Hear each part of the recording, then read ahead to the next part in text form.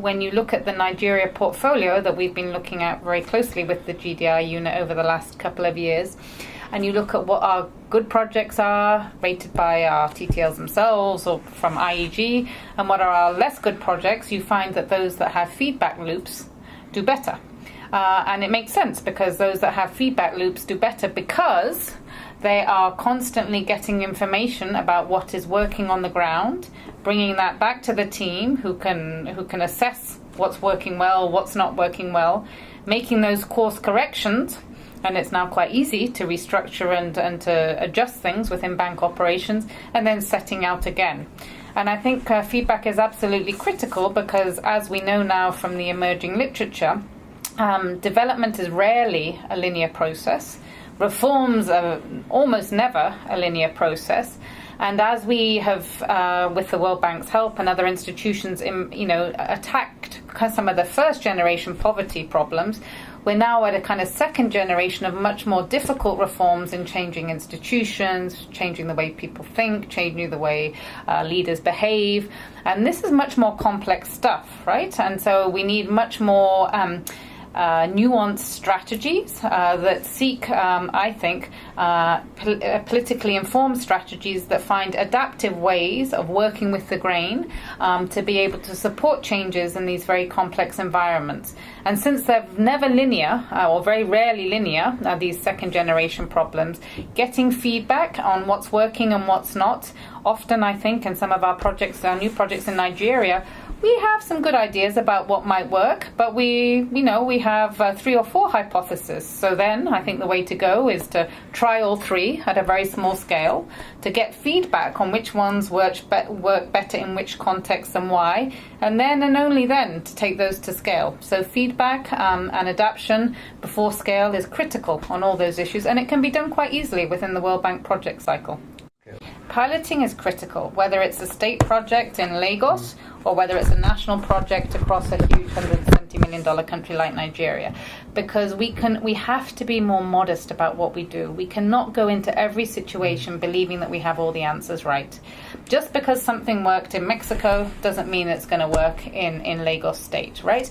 There are of course, there's a room for international best practice, and we should learn from it constantly.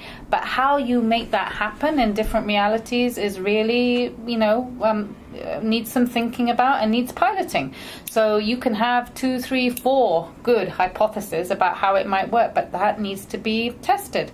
So when you look at our FADAMA program in Nigeria, it was a small scale pilot that was very slowly and carefully built up to a national program over many, many years, almost 20 years, right? That's why it's such a good performer. When you look at the Lagos project of state education, this was something that had a lot of state ownership, and where, yes, they went to El Salvador and they learned what the El Salvadorians had done, but then they came back and they made it their own, and they tried it at small scale and rolled it out just to a state level, right? So I think that the secret that piloting is needed, because we cannot assume that we have all the answers and that one best practice model from X country is going to work in Z country. Now, I think that sometimes the World Bank makes the mistake of thinking that we're not the right institution to do pilots because we're so big and because our comparative advantage is the huge amount of resources that we have.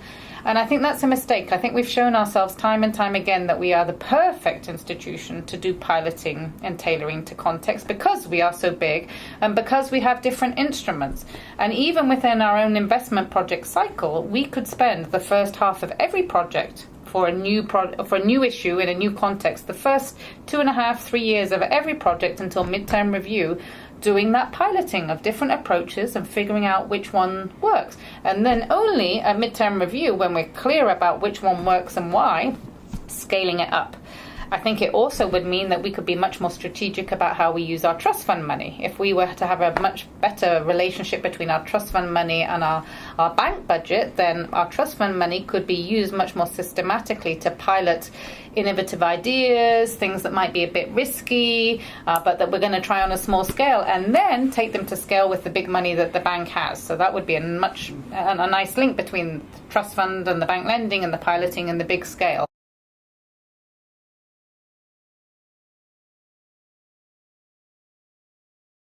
So I think we're at a very critical time of testing which tools are the best in Nigeria.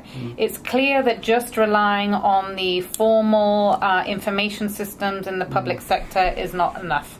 They're woefully inadequate, and the information that you get from them is not real time, it's not accurate, so those tools are not sufficient. Now, obviously, as governance people, we believe that we should build country systems and statistical systems and administrative information systems that over time can do that. But at the moment, we're not there. So then the question is, what other tools should we use? And of course, there was a huge growth over the last 10 years in kind of ICT type tools, right? So there's been some piloting of using SMS in the health sector, for example, in Nigeria. And some of it with success, but also some limitations, right? So the cost of it has been quite high despite the connectivity rates. There's access issues about whether poor women, for example, in the health sector actually have sufficient literacy skills to be able to use SMS, and if not, who are we getting the feedback from? So I think the ICT tools are important, but they're not a magic bullet, as some people hoped at the beginning. So now we're starting to look at, what mix of tools might begin to provide the right types of feedback, and how, as the World Bank, we can use our supervision model, which is basically 2 supervision missions a year, to kind of get that feedback. 2 supervision missions a year in a country as big as Nigeria is very little to be able to get feedback on a national level project. So how do we use a mixture of tools, including, networks of facilitators who can act as our eyes and ears on the ground when we're not there to help do this? So we're starting to pilot some of that around, for example, our P4R in health, where we have, with trust fund money, and much of this is funded with trust fund because the bank supervision coefficients just don't give enough for this. So delivery facilitators in 7 priority states in Nigeria to help do that supervision and help build those information systems and help find the right tools so that they can be constantly giving us feedback on how close we are to getting the disbursement linked indicators in the P4R. But it really means understanding what tools exist in the public sector. Are they enough? Are they not?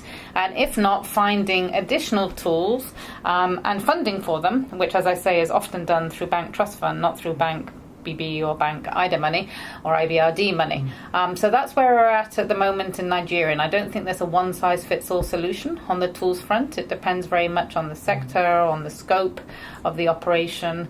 And I think it's going to take some mixtures of methods. I should also say that we've also got a very important impact evaluation program going on in Nigeria, and of course there's great room for much more impact evaluation to be done in a timely manner. At the same time, to feed back into operations, and there's this great program in the bank, DIME, or DIME I think they call it, that does that. At the same time, a lot of these kind of institutional reform or these complex issues which have multi-dimensions are quite hard to get at through randomized controlled trials. So using a mixture of quantitative tools as well as qualitative ones, I think, is also going to be important.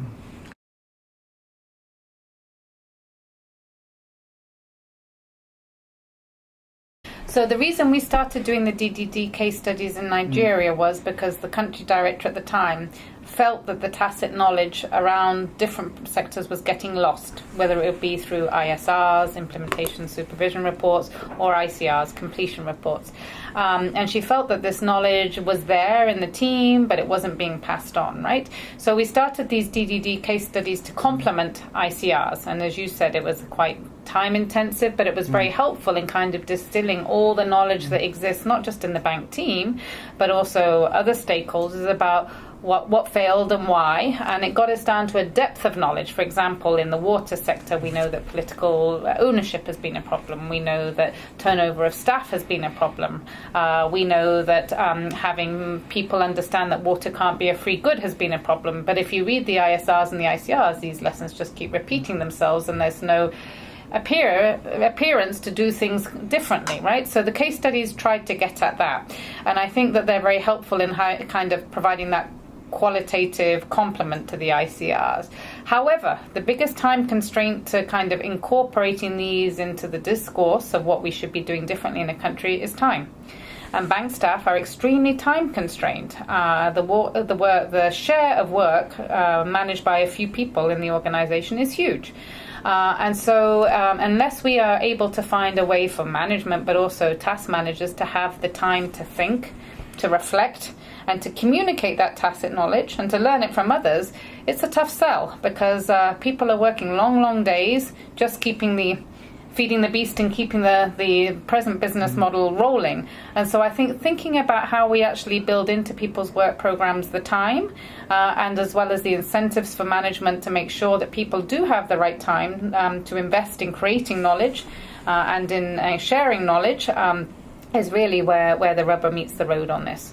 The way I grew up in the bank, and I think most people, the IG evaluation says this, right? Grew up in the bank. The best knowledge that we got was the on-the-job learning, and for me, it was done as a co-TTL. So I would partner with other TTLs to do a big budget support operation, or partner with a very senior lead economist to do a CEM, whatever the product was, right? So you learn by doing, and you're very selective about who you partner with, based on the kind of skills that you want to learn. So I had some really great co-TTLs growing up in Latin America region who taught me a lot of what I know. And that was huge. So I think that tacit knowledge is really important. The other big investment that the bank thankfully gave me is giving me a sabbatical recently of 8 weeks, paid for by a research institute, to kind of sit and think and write up my experience in Nigeria. And it's only having done that recently that I realize how time constrained I've been in the last 10 years and how little of the learning I've done. So there was this period in the first 10 years in the bank where I learned through tacit knowledge. And then the last 10 years, I've just, been working. And only recently have I been able to have the space off. And I think that time off, that, whether it's 4 weeks a year, but that chunk of time, if we could get everybody to have that chunk of time and hold them accountable for writing up something and sharing it with others as part of their work program, it would give us staff who really feel good because they've had the time to think and to reflect, and it would produce something that actually would stop this turnover of staff and this loss of institutional memory that we have.